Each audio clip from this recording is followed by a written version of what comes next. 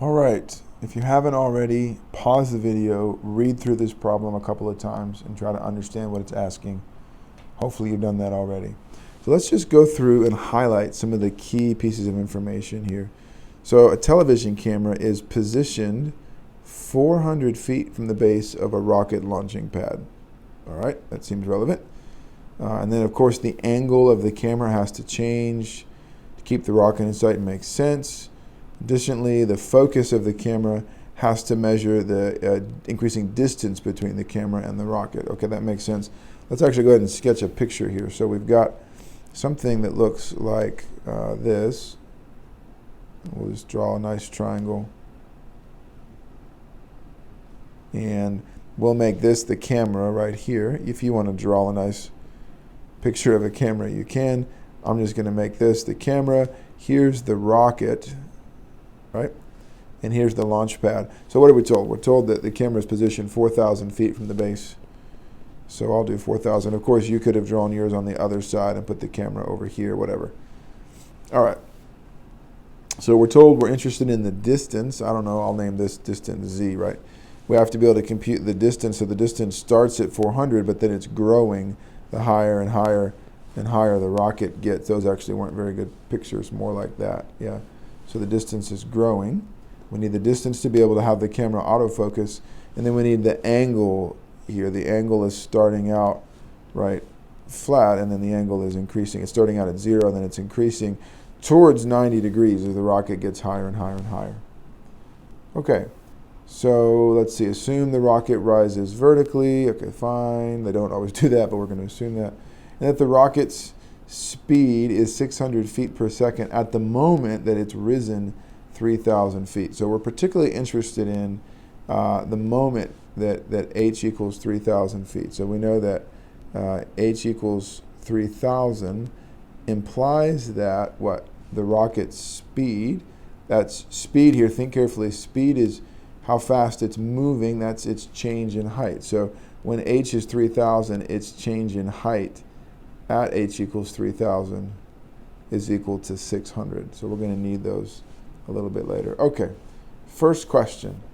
How fast is the distance from the camera to the rocket changing at that moment? At the moment when the height is 3,000 feet. Okay, so there's lots of ways you can do this, but somehow we want to get the right relationships here. We have two variables involved, and so I'll just go ahead and say for part A, since we're told dH dt at h equals 3,000 equals 600, so somehow we want to relate the thing that we're interested in, Z, to what we're told. We want to relate Z to H. I'm told something about dH dt. I want to know something about dZ dt, right? That's the goal. How fast is the distance changing? Distance changing, that's dZ dt. So I want to relate Z to H, and maybe we'll say our goal here is dZ dt, the moment when h is 3,000 feet. Okay, so I need some kind of a relationship. Well, one that comes to mind, let's make this an h. I didn't put an h before. One that comes to mind is what? 4,000 squared plus h squared is z squared, classic Pythagorean theorem. Take derivatives. Take the derivatives. The derivative of 4,000 squared is 0, and so you get 2h times dH dt is 2z times dz dt. Cancel the 2's, and so you end up with what? H dH dt equals z dz dt. And now we could solve for one or the other. The point is we want this one, but I need to know what z is the moment when h is 3,000. So let's think about it. So h equals 3,000. That implies that I have a triangle that looks like this, 4,000 and 3,000. This is a right triangle. You can use the Pythagorean theorem, and you can figure out that z has to be 5,000. It's even easier if you know the 3, 4, 5 trick. If you have a right triangle and one side is 3, the other side is 4, then the hypotenuse has to be 5. Or if these two sides, this one has to be 3, so on and so forth. So that's really great because I now know that when h is 3,000, then z is actually 5,000. So I can say, okay, 3,000, I'm given dh dt, so this is times 600 equals z, which I figured out has to be 5,000.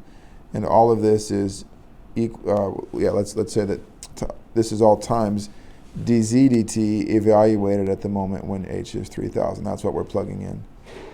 And so, oh my goodness, when you work this out, you're going to get 360. You can divide this by 5,000, and you're going to come up with dz dt evaluated at the moment that h is 3,000 is 360. Check the arithmetic yourself, and you can check that out.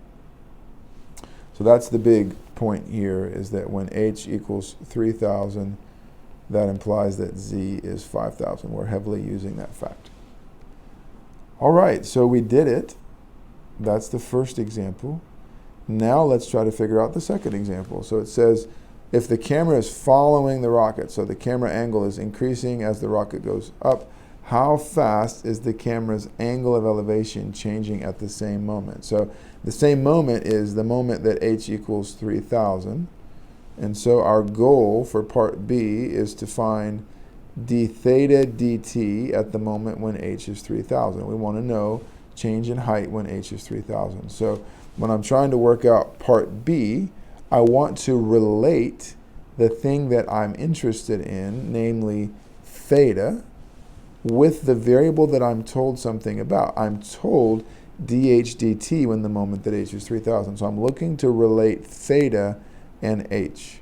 And I notice, oh look, I know h, I know 4,000, I want to know theta. How about tangent, opposite over adjacent? And so we can begin by saying, okay, tangent theta is opposite h over adjacent 4,000. Okay, fine. So then I can say, well, so I get 4,000 tangent theta, that's h. Now I'm going to take derivatives.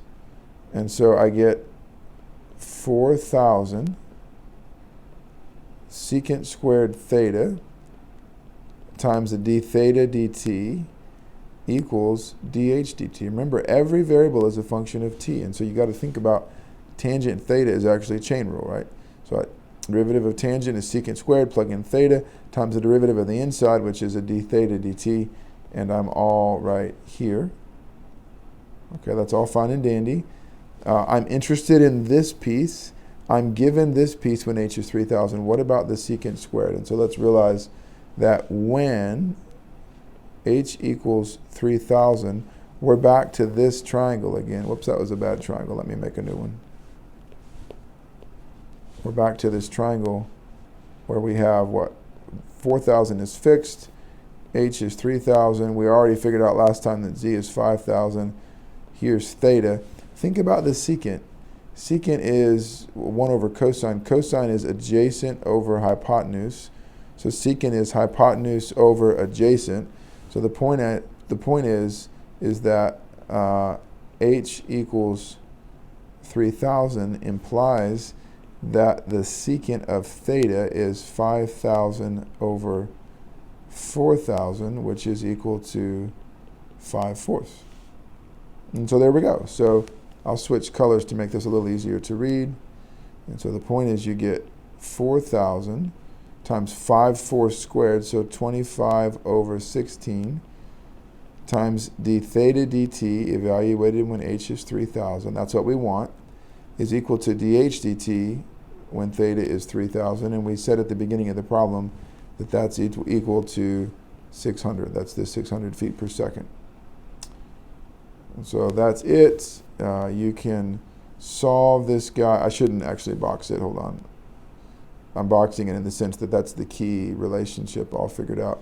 Now you're going to go ahead and, here, I'm going to move this down for a little more space. We'll just do this. Okay. Now you're just going to solve for this. You're going to move all this stuff over and solve. And please work that out yourself and check it. And you should come up with the d theta dt evaluated when h is 3,000 is equal to 12 over 125. And I leave the computational details to you. So really this was two problems in one. But the point is, when you're interested in rate of change of theta, relate theta to what you know something about. You know something about dh dt. When you're interested in dz dt, the rate of change of z, you want to relate z and h. And so I'm using different formulas, different relationships to solve these problems.